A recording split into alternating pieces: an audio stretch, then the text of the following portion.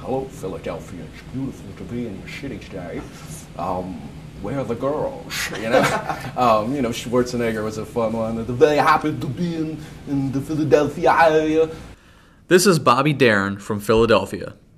His range of occupations is equal to that of his voices and impressions. Deren is a former radio talk show host in Philadelphia, along with college football writer for Rivals.com, a published poet, author of novels, and most recently his new book that chronicles the preparation for the NFL titled Draft Season, 4 months on the clock. A lot of people really don't realize, how involved it is. People look at guys, and they see them at the draft. They think, oh, well, they just, had a 4-month vacation since the end of their college football career. But, it's almost like they go to work 40 hours a week from the time they finish playing college all the way through the NFL draft. And everything they do is so crucial to where they're going to get drafted, and where they get drafted, not only affects their money, the financial situation, but, the higher you go, the more prone teams are to keep you. Deren followed 4 players. Wide receiver Kenny McKinley, who went to South Carolina and was drafted in the 5th round by the Denver Broncos. Cornerback Morgan Trent, who went to the University of Michigan and was drafted in the 6th round by the Cincinnati Bengals.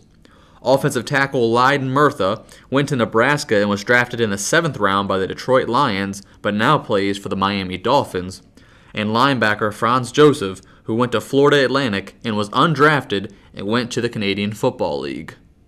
Part of the reason I chose those guys is because they were mid to late round picks, and there was a different anxiety that they had to deal with. They didn't know if they were going to be, drafted and a multimillionaire or unemployed, as opposed to Matthew Stafford, who was guaranteed $41 million. I mean, what did he have to worry about? How he was going to spend it, which car he was going to buy. So the dynamic changed because I had guys in the later rounds, and I think it made for a more, exciting story. What was the most unique aspect of this entire reporting endeavor? I think the most eye-opening was the physicals at the NFL Combine. The way they scrutinize and inspect these young men's bodies. I mean, they sit on basically a table in their underwear.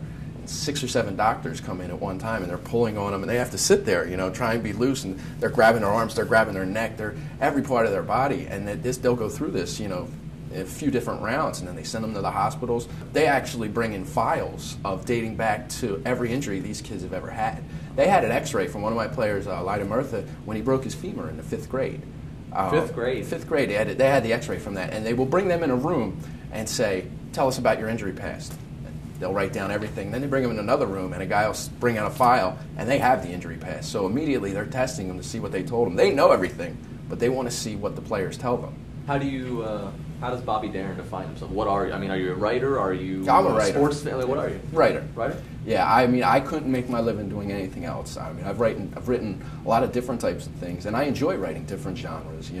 I think the versatility is something every writer should have. You shouldn't just limit yourself to one thing. Some days I might not feel like, after writing a couple sports articles, I might not feel like working on the latest novel. Maybe I'll write some poetry. Maybe I'll write some essays.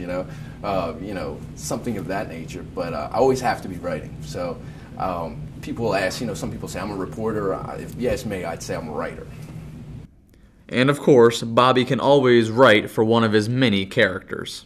It was the ladies' man character from Saturday Night Live. Everybody always liked to do the voice, so I would come on and say, yeah, how y'all doing, Philadelphia? It's nice to see you this afternoon, or this evening, whatever time of day it might be. Yeah, that was fun.